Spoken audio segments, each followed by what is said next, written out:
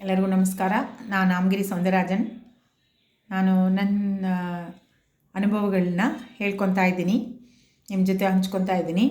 ಇವತ್ತು ನಾವು last week Kumbakonam ಹೋಗಿದ್ವಿ. ತುಂಬ ನವಗ್ರಹ ಸ್ಥಳಗಳು, ಇದು ಕಲ್ಗರುಡ ಅಂತ ನಾಚಿಯಾರ್ ಕೋವಿಲ್ ಅಂತಿದೆ. ಅಲ್ಲಿ ಗರುಡ ವಾಹನನೇ ಇದರಲ್ಲಿದೆ, ಮೂರ್ತಿ, ಉತ್ಸವ ಮೂರ್ತಿ, ವಾಹನ ಎಲ್ಲ ಅವರೇನೆ. ಅವರು ಹೊರಗಡೆನೂ ವಾಹನವಾಗಿ ಬರ್ತಾರೆ. ಕಲ್ಲು ಮಾಡಿರೋ ಅಂಥ ಮೂರ್ತಿ ಅವರು ವರ್ಷಕ್ಕೊಂದ್ಸಲಿ ಏನು ಮಾಡ್ತಾರೆ ಅಂದರೆ, ಅವ್ರನ್ನ ಹೊರಗಡೆ ಕರ್ಕೊಂಬರುವಾಗ ಒಂದು ಅದ್ಭುತವಾದ ಒಂದು ಇದು ನಡೆಯುತ್ತೆ. ಆಶ್ಚರ್ಯವಾದ ವಿಷಯ.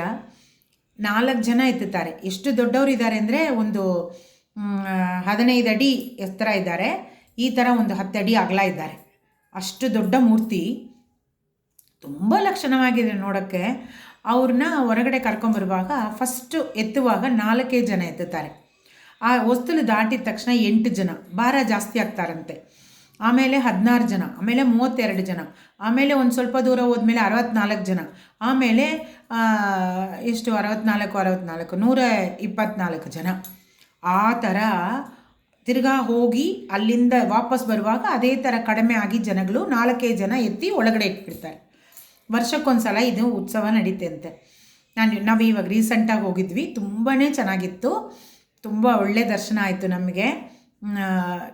ಬೇಡಿದ ವರಗಳೆಲ್ಲ ಸಿಗತ್ತೆ ಅಲ್ಲಿ ಪುಂಡರೀಕಾಕ್ಷ ಪೆರುಮಾಳ್ ಅಂತ ಇದ್ದಾರೆ, ವಗುಳವಳ್ಳಿ ತಾಯಾರಂತ.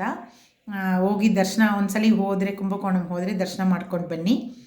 ಆಮೇಲೆ ಅದರೊಳಗೆ, ಆ ದೇವಸ್ಥಾನದೊಳಗೆ ಇನ್ನೊಂದು ವಿಷಯ ಏನಂದರೆ, 2 ಬಂದು ಗರುಡ ಪಕ್ಷಿ ಜೋಡಿಯಾಗಿ ಒಂದೊಂದು ಪೂಜಾ ಟೈಮಲ್ಲೂ ಒಟ್ಟಿಗೆ ಬಂದು ಅಲ್ಲಿ ಕೂತ್ಕೊತಾ ಇತ್ತಂತೆ. ಒಂದು ಮಹಿಳಾ ಮರ ಅಂತಿದೆ, ಅಲ್ಲಿ ಕಡೆಗಳೇ ಕೂತ್ಕೊತಾ ಇತ್ತಂತೆ, ಪೂಜೆ ಮುಡಿಯೋವರೆಗೂ, ಮಂಗಳಾರತಿ ಆಗೋವರೆಗೂ. ಅದು ಒಂದು ಈಗ ರೀಸೆಂಟಾಗಿ ಒಂದು 2 ವರ್ಷಕ್ಕೆ ಕೆಳಗೆ 2 ಜೊತೆಯಲ್ಲಿ ಬಂದು ಅಲ್ಲೇ ಮುಕ್ತಿ ಆಗಿಬಿಡುತ್ತಂತೆ. ಅದಕ್ಕೆ ಒಂದು ಮಂಟಪ ಥರ ಮಾಡಿ ಅಲ್ಲಿ ದೀಪ ಹಚ್ತಾರೆ. ಏನೋ ಒಂದು ಅತಿಶಯ ನೋಡ್ರಿ, ದೇವರು ಒಂದು ಮಹಿಮೆ ನೋಡ್ರಿ, ತುಂಬ ಚೆನ್ನಾಗಿದೆ. ಹೋಗಿ ನೋಡ್ಕೊಂಬನ್ನಿ, ಅಲ್ಲಿ ನಿಮಗೂ ಒಳ್ಳೆಯದಾಗಲಿ.